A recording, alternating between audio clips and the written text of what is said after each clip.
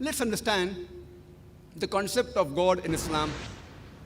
The best reply that any Muslim can give you regarding the concept of God in Islam is quote to you Surah Ikhlas, chapter number 112, verse number 1 to 4, which says, Qul huwallahu ahad, say He is Allah one and only, Allah Samad, Allah the absolute and eternal, Lam yalid walam yulad, He begets not, nor is begotten, Walam yakul lahu kufuwan ahad, there's nothing like Him. This is the four-line definition of Almighty God given in the glorious Quran. Any person says so-and-so candidate is God, if that candidate fits in this four-line definition, we Muslims have got no objection in accepting that candidate as God.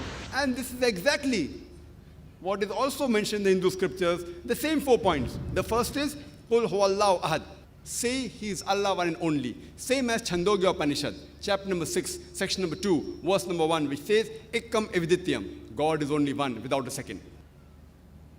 The second point, Allahu Samad, Allah the absolute eternal. Same thing which we mentioned in Bhagavad Gita, chapter number 10, verse number 3, that Almighty God is the supreme Lord of all the worlds. Point number 3, Lam yalid walam yulad, He begets not, nor is begotten. The same thing which is mentioned in Shvetashvatara Upanishad, chapter number 6, verse number 9, that Almighty God has got no parents, He has got no master, He has got no mother, He has got no father. And the fourth is, Walam yakul lahu kufuwan ahad, there's nothing like Him. The same which is mentioned in Shvetashvatara Upanishad, chapter number 4, verse number 19, and Yajurved, chapter number 32, verse number 3, which says, Natasya pratima asti, of Him there is no likeness. There's nothing like Him. So if any person says so-and-so candidate is God, if that candidate fits in this four-line definition, which is mentioned in the glorious Quran in Surah Ikhlas, or the Hindu scriptures, we Muslims have got no objection in accepting that candidate as God. For example, there are many people who consider Bhagwan Rajneesh to be God. During question and answer time, one of the Hindu brothers said that we Hindus don't believe Him to be God. I know, I never said that the Hindus believe Him to be God. I said some people believe Him to be God. I've read the Hindu scriptures. Nowhere do the Hindu scriptures say that Bhagwan Rajneesh is God. But yet, there are many people who consider Bhagwan Rajneesh to be God. So let us put this Bhagwan Rajneesh to the test of Surah Ikhlas and the verses of the Hindu scriptures. The first is, Qul huwallahu ahad, say He is Allah one and only. Ekkam evidityam, God is only one without a second.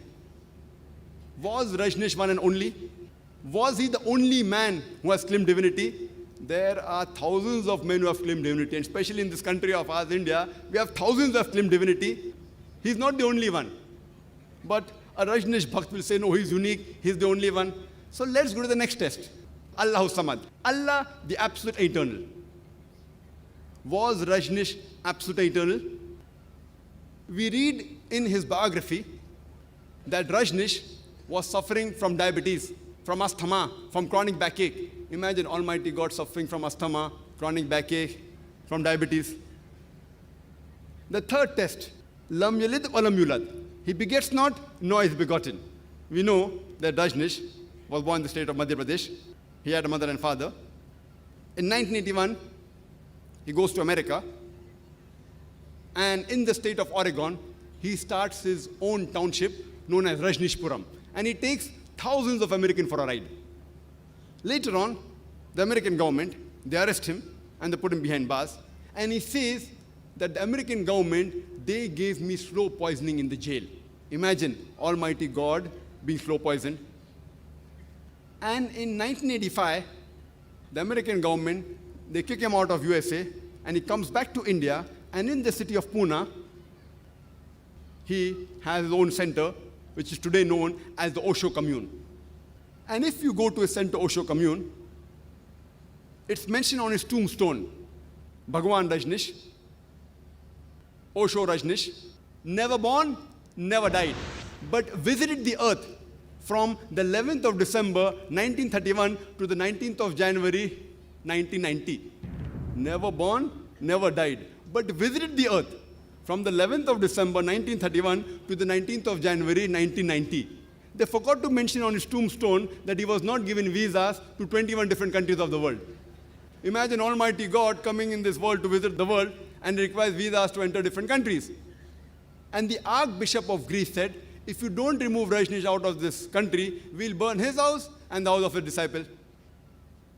And the last test, وَلَمْ يَكُلْ لَهُ كُفْوًا أَحَدٌ. There's nothing like him. It's so stringent that no one besides the true Almighty God can pass. The moment you can compare God to anything in this world, he is not God. We know that Rajneesh, he had a white beard, he had 2 eyes, 1 nose, 1 mouth, 2 hands like the human beings.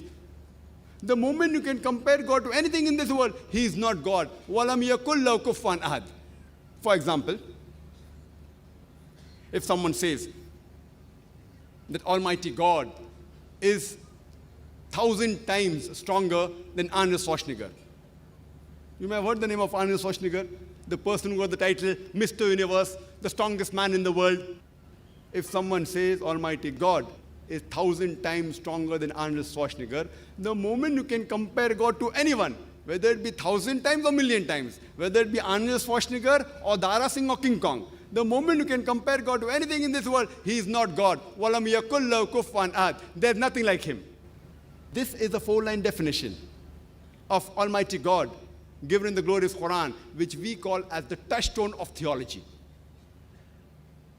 So all the gods that you people are worshipping, put him to the test of Surah Ikhlas.